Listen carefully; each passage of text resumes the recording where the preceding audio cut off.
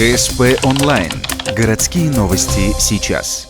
Юлия Телюк и два ее любимца сибирские хаски Ини и Блейд стали победителями всероссийской гонки. Ухтинка заняла первое место в дисциплине упряжка Д-класс, две собаки и каюр. Фестиваль ездового спорта и гонки пролога «Волга-Квест» проходил в Тольятти. Достойных конкурентов на фестивале было немало. Только в дисциплине ухтинцев их было 19. Основными соперниками Юлия считает спортсменов из Москвы, Ижевска и Саратова. Приучить, скажем, зрителя нашего, что есть такой вид спорта, именно ездовой, что с собаками, что это здорово, получить свою порцию адреналина. Много сильных спортсменов, но здесь уже интерес, конечно, посоревноваться с наиболее сильными соперниками. В этой престижной гонке ухтинцы приняли участие впервые. Дорога далась собакам нелегко. 1500 километров – не ближний свет. Результат Юлии и ее четвероногих друзей – 13 минут 16 секунд. За это время они прошли 5 километров.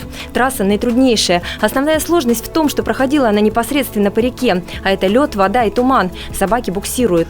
Трасса не помечена, нет разметок, есть только вешки и буквально там 3 указателя на повороты, и все. То есть как бы собака теряется, и у некоторых спортсменов, даже опытных спортсменов, подготовленных, собаки уходили просто в никуда.